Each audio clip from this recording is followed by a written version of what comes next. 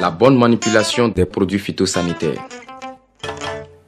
Les produits phytosanitaires sont utiles à la protection de vos cultures. Ils permettent d'assurer de meilleurs rendements pour vos récoltes. Attention, il faut savoir les manipuler avec soin pour limiter les risques liés à leur utilisation. Sinon, vous risquez de vous mettre en danger. Première étape, l'achat du produit. D'abord, les produits doivent être achetés chez un vendeur agréé qui saura vous dire quel produit choisir, comment l'utiliser, à quelle dose et comment réaliser un bon traitement. La lecture de l'étiquette permet de connaître le type de produit. Insecticide avec les étiquettes roses, herbicide avec les étiquettes vertes et fongicide avec la couleur jaune. Les autres produits ont une étiquette bleue, nématicide, régulateur de croissance par exemple. L'étiquette permet également de connaître la cible à traiter et l'ensemble des informations et recommandations à suivre pour une bonne utilisation. Pour un champ de tomates, on n'utilise pas d'insecticide coton. Avant d'acheter votre produit, assurez-vous que ce soit un produit homologué sur la culture que vous souhaitez traiter. Deuxième étape, le transport. Lors du transport, le produit phytosanitaire ne doit pas être en contact direct avec les hommes et les animaux. Pour transporter les produits, il faut prendre les précautions nécessaires pour préserver le bon état des emballages, car en cas de fuite, cela peut être très dangereux.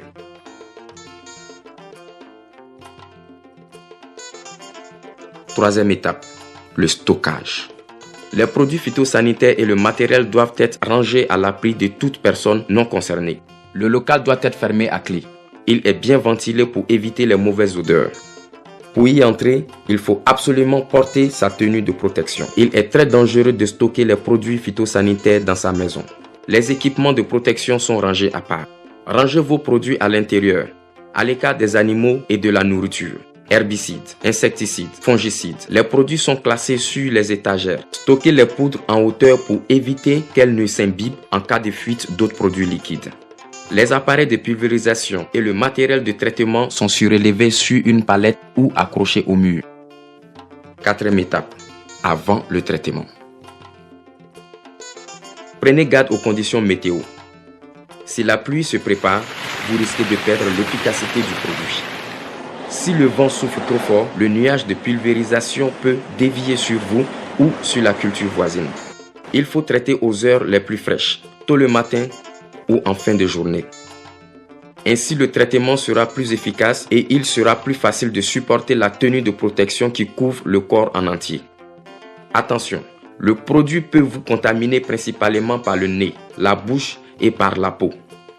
Il faut donc se protéger en conséquence. Avant de pulvériser, il faut enfiler sa tenue de protection.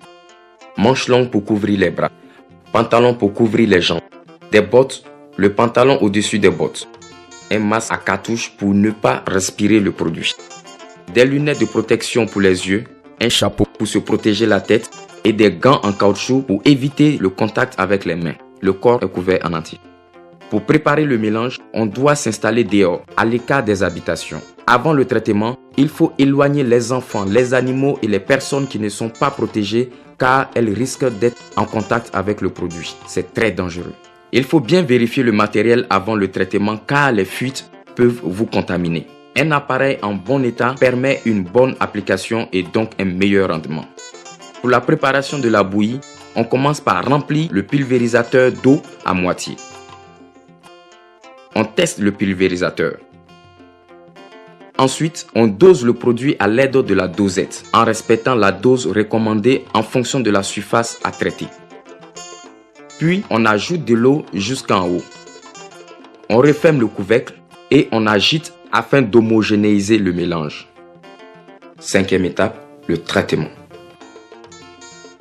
Lors du traitement, ne pas balancer la lance de gauche à droite, mais tenez-la plutôt sur le côté opposé au vent pour que le nuage de pulvérisation ne se rabatte pas sur vous. Avancez à un rythme régulier. Tant que vous êtes encore en tenue de traitement, il est interdit de manger, boire ou fumer. Vos mains sales ou vos gants risquent de contaminer ce que vous mettez dans votre bouche. Si la buse se bouche, il ne faut surtout pas souffler à l'intérieur. Aidez-vous plutôt d'une brindille pour retirer les impuretés. 6e étape, après le traitement. Lorsque le traitement est terminé, indiquez à l'aide d'un panneau l'interdiction d'entrer dans la parcelle pendant 24 à 48 heures.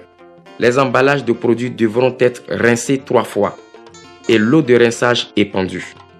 Détruisez les emballages, ne les réutilisez pas car ils contiennent toujours des résidus de produits même si on ne les voit pas, on ne les sent pas.